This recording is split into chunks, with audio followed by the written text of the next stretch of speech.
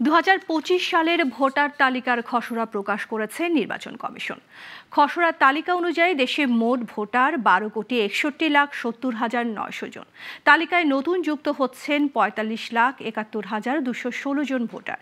এই তালিকা নিয়ে কারো কোনো দাবি বা আপত্তি থাকলে আগামী 12 দিনের মধ্যে জানাতে নির্দেশ দিয়েছে কমিশন। দুপুরে ইসি সচিবালয়ের সচিব আক্তার আহমেদ এই খসড়া প্রকাশ করেন। বিস্তারিত আওলাদ বাবলুর প্রতিবেদনে।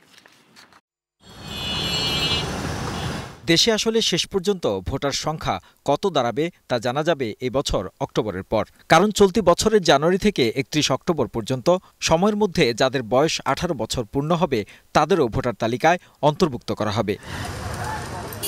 সংবাদ সম্মেলনে নির্বাচন কমিশনের সচিব আক্তার আহমেদ জানান, সব মিলিয়ে খসড়া তালিকা অনুযায়ী 30 জুন পর্যন্ত দেশে মোট ভোটার 12,61,70,900 জন। তালিকা থেকে 21,32,590 জন মৃত ভোটারের নাম বাদ দেওয়া হয়, আর নতুন যোগ করা হয়েছে 45,71,000। হালনাগাদ কার্যক্রমে যেসব ভোটার অন্তর্ভুক্ত করা হচ্ছে তার মধ্যে পুরুষের চেয়ে নারীর সংখ্যা বেশি। এবার 27,762 জন নারী ভোটারের নাম খসড়ায় অন্তর্ভুক্ত করা হয়েছে, আর পুরুষ ভোটার অন্তর্ভুক্ত হচ্ছেন 18,70,203 জন।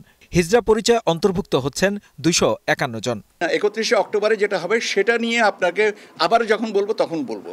আজকে এই পর্যন্ত আমাদের হিসাবে আপনার আজকে পর্যন্ত যে হিসাবটা যে দাঁড়াবে সেটা হচ্ছে যে 12,61,70,900। খসড়া তালিকা নিয়ে কারো আপত্তি থাকলে তা আগামী 12 দিনের মধ্যে জানানোর আহ্বান জানিয়ে এই সচিব বলেন, হালনাগাদ কার্যক্রমের এই তথ্য একটি সম্পূরক তালিকায় সংশ্লিষ্ট সব উপজেলা নির্বাচন কমিশন কার্যালয়েও প্রকাশ করা হয়েছে। আমরা আগামী 31 অগস্টের ভিতরে এটা চূড়ান্ত করব। এর মধ্যে আজকে তো আমাদের অফিসগুলোনে এটার প্রকাশ করা হয়েছে।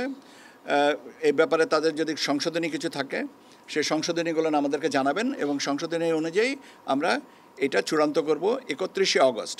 আগামী 31 অক্টোবর বা তারপরে তরুণ ভোটারদের সম্পূরক তালিকা প্রকাশ করা হবে। সব মিলিয়ে আগামী জাতীয় নির্বাচনে সারা দেশে ভোটারের সংখ্যা বাড়বে বলেও জানান আক্তার আহমেদ। 31 তারিখে টাইমলাইনটা এখন আপনাদেরকে পরে এটা। আওলাদ বাবলু, গ্লোবাল টেলিভিশন, ঢাকা।